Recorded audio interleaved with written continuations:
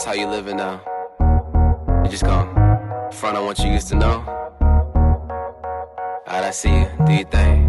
Oh, yeah, yeah, alright. My way, but you frontin' all night. Why you front, girl? Tell me why you front, girl. Hold you, but you know what you do. Know what you did, know what you Keep do. kissing me, I'm gonna find someone new. Yo, what is up, guys? It's your boy Armand and my beautiful, gorgeous wife, Irene Marie Williams, and our gorgeous daughter, Mila, is right here with an attitude. Anyways, guys, as you guys know, that we added a new addition to the Williams family, and we'll go ahead and show you guys her right now after I finish my intro. Anyways, guys, if you guys have not already, make sure that you guys go ahead and join the Williams family. Make sure you guys go ahead and like and subscribe. But as I always say, don't just like and don't just subscribe. You got to make sure that you go ahead and smash the like button and smash the subscribe button.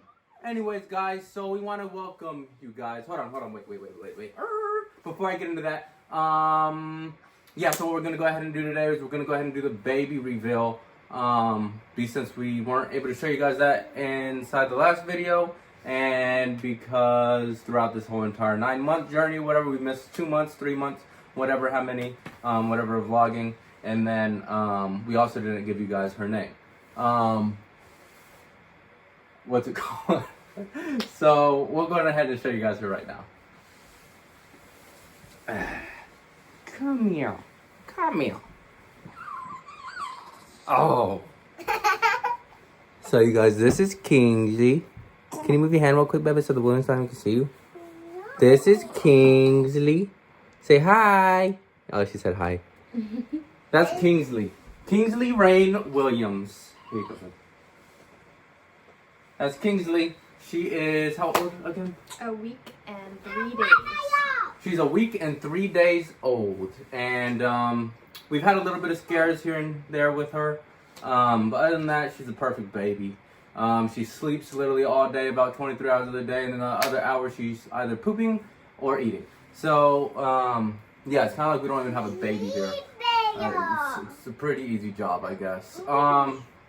But anyways, guys, let's go ahead and get into the storytelling about what happened at the hospital and why we were unable to film the delivery portion, because I know probably a lot of people were upset about that. After in the video I already said, yeah, we're going to get the delivery because I'm from Mission Impossible, and we're going to go ahead and get this popping. But anyways, guys, so in labor and delivery, obviously we filmed what we could. Irene ended up getting the epidural, which I did not mention inside of the video, only because she basically didn't even get it because it didn't work. By the time that they gave it to her, she was already at 10 centimeters, I guess. We thought she was at around 8 or 9. But I guess that she was already at 10, and it just didn't kick in whatsoever. So I was setting up the camera when I came back in, because when they give you the epidural, you have to get out of the room and wait for them to be done. The anesthesiologist and the nurse. Yeah, and so I had to get out, and so when I came back in, I was going to set up the camera. So I was like, okay, whenever her epidural kicks in, that's when she's going to go ahead and start pushing. And so I went back in the room. I started setting up the camera. And the nurse was like, oh, she's already at 10. She needs to start pushing now. And they're like, can you come over here and help us while I'm just setting up the camera? And I was like, yeah. I guess. Am I getting paid for this or what? But anyway, so yeah, so I couldn't film that part because of that reason. They needed my help to hold her legs up. And so, yeah, so fast forward to after that, Irene started hemorrhaging after she already gave birth to our beautiful daughter, Kingsley. And what's hemorrhaging? Bleeding out, or I'm pretty sure it's bleeding out because that's what they said was happening. She was bleeding out, and that was one thing that we were absolutely afraid of happening because of her low platelet count. Low platelet count. I guess it was 120 what? 126. 126, and I guess it's supposed to be 140. But it had been low all 9 months of her pregnancy. When we first went in to the doctors for to get her platelets checked or whatever, it was at like what, 101 or something? I think 102, something like that. Okay, so in that same ballpark. Goodness gracious, I'm gonna punch myself in the head. Do it then. God. Alright, anyways, guys. So that was the major concern. Irene's mom's mom had died on the table from bleeding out, right? She bled out on the table? No, she had preeclampsia, so she ended up having an aneurysm. Oh, really? Mm-hmm. Okay, so that's a completely different thing than what Irene had. By the way, her mom's mom died on the table while giving birth to her mom. So that was one of the biggest things that we were afraid of. She had a similar problem, not as severe as this one, when we had Mila. She was still bleeding out of her, but they gave her, some medication?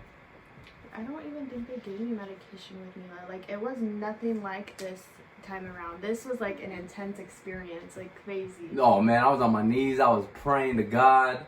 Irene was was over there bawling crying my eyes because she out. was just scared, and I was scared, like shizzless, because I was like, I don't know how I'm going to, like, if I lose my wife, how do I go home? Like, how do I go home to Mila? And then she's just wondering where her mother is. And how do I explain that to my kid that her mother is gone, you know? And I think that's what was running through my head also. And a lot of things were running through my head. And so they were doing everything that they possibly could to stop the bleeding. And she was just bleeding for hours and hours. So she would bleed on these pads, and they had to keep weighing them to see how much blood that she was. They would like losing. push the clots out of me, and you could just, like, TMI, but you could just feel them like bursting out of me. Like, it was nasty.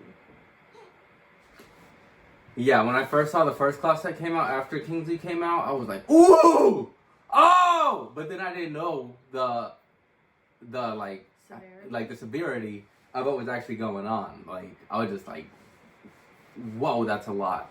And my poor wife, man, I started getting sick to my stomach, about to throw up, because she was just in so much pain. Like, what the doctors had to keep doing to her, you could tell them that, because they were doing it to you. Like, about them going at me. Yes, goof. The doctors, two different doctors, 2 different times, had to literally stick their whole arm, like... It was 3. Oh, The was nurse it? did it, the young doctor, and the other doctor did it. Oh, I was so out of it, I don't remember. Alright, tell them. But they literally had to stick their whole arm up my area. Into her uterus. Yeah, into my uterus to, like, pull the clots out, like, physically pull them out. Yeah, they were scraping the clots out, like literally going like this inside of her. And my poor wife was just begging them to stop. Now, the reason why she kept bleeding out was because her uterus wasn't closing, like tightening back up, because there was clots in it that kept keeping it open. And every time they would scrape it out, more clots would form. And so they started giving her all this medication, and I think I was getting more mad than anything, because I felt like they weren't telling us the truth. They were basically like, yeah, everything's gonna be okay, blah, blah, blah. But then, like, moments later, the nurses and doctors just started rushing into the room. They started testing the intercoms. They started having her sign these forms. Sticking more IVs in. Yeah, sticking all types of IVs Shots in her. in. Yeah, it was just so much stuff. I guess it's like a shotgun method or something like that, because when you shoot a shotgun, it bursts, right? And so they did like the shotgun method, so they gave her one of each kind of medicine to stop hemorrhaging, and whichever one worked, it worked, you know? And yeah, but anyways, and I think that's what started stressing Irene out also, was how many doctors and nurses and all types of people started coming in. And when they started testing those intercoms and stuff, like for our room, like for like the code blue, the code red, all that kind of stuff, I was like, oh my gosh, somebody's not telling us the truth. And so, like I said, they had Irene start signing these forms for, like, if she needed a blood transfusion, if she was to go under, like, go, and just stuff like that. And so their last option was to give her a full What is it? A full hysterectomy, total hysterectomy. Yeah, which would have got rid of all her lady parts. And at that point, I was like, okay, well, if this is going to fix this problem, if that's going to fix this issue, then we need to do it. Like, I don't give a shiz if she's freaking 23 years old. Like, if she has to lose all her lady parts or whatever, and I never get my son, then whatever, you know? But, you know, I already got 2 beautiful daughters, you know, and a beautiful wife that, you know, I don't want to lose. Now, for anybody who says that pregnancy or women don't have to go through that much stuff, honestly, after that, I was like, damn, like, this is some intense stuff, and women are tough. Women are tough for going through this. And obviously, Irene's not the only person to ever have to go through this, but, you know, I got to bear witness to it. And it was probably one of the most horrifying moments of my life. And like I said, you know, had I lost her, man, I would have been on Tinder the next day. But, you know, I didn't lose her, so I didn't have to make a Tinder account, and I'm happy that I didn't, you know? That's so funny. Babe, I'm just kidding. I would never find another lady. You know that you're my only. That's what you do. Babe, you know I love you. You know there's nobody that could ever replace you. You don't believe me? You don't believe me? What? Anyways, guys, I was just kidding. I would not have been on Tinder. Gosh, I love my wife too much. Yeah, he would be on eHarmony. No, try Cupid. Oh. Gosh. Alright, anyways, guys. So yeah, that's basically what happened, the story of everything, of why I wasn't able to keep recording until postpartum. And that's just because that whole entire like process, whatever, was extremely stressful. And it took forever. We were literally in labor and delivery for like hours and hours. Yeah, I can't even remember, but that was all because she was freaking bleeding. Man, I was checking my wife like every second. I was there for you, huh, babe? Yeah. Every second of the way, right? Yes. Yeah? Yes. I just didn't know if I was doing enough for her.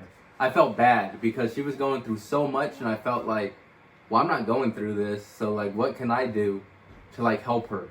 You know? But obviously, I'm not a doctor and I'm not a nurse, so I don't really have any medical, you know, training or history other than what the military has taught me, which doesn't give me any kind of help in her situation regardless. And really the only thing I wanted out of that whole thing was honesty. You know, yes, they told me she was going to be okay. Is she okay? Yes, she is.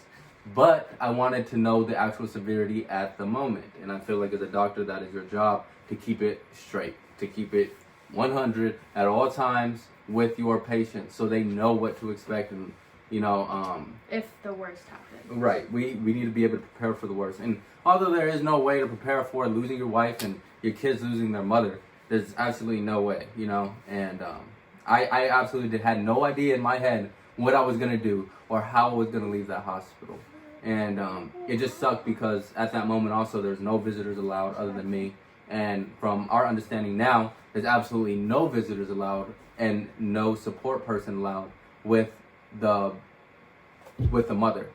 And so, and then what we also heard because of this quarantine was that right now, as of right now, the mom has to give up the baby immediately after birth. Oh yeah, they're separating the babies from the moms. Yeah, and I would not have done that.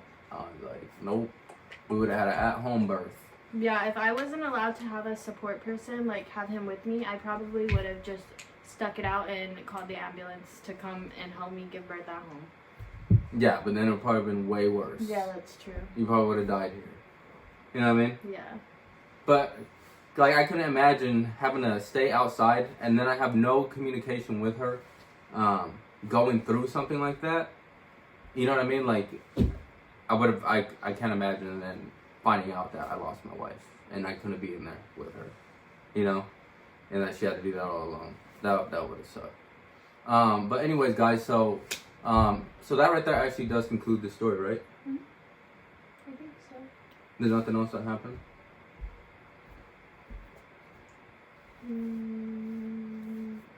No. Alright then, guys, there's nothing else that happened.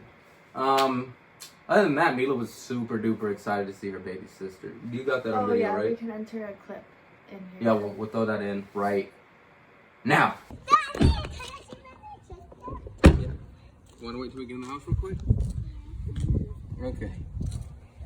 Bam. Okay. So that was Mila enjoying her baby sister, her new baby sister, and this right here is gonna go ahead and conclude this video. Anyways, we got you guys. We hope that you guys understand why we couldn't get the delivery in. We hope that you guys enjoyed this video, and yeah, make sure that you guys go ahead and join the Williams family, as I already said before, and make sure you guys go ahead and like, subscribe, share, do all that other good stuff to help us help you make more great content. So, as I always say, don't dislike and don't just subscribe. You got to make sure that you go ahead and... He said don't? I didn't say that. Smash the like button and smash the subscribe button. Alright, peace out, guys. Bye, guys.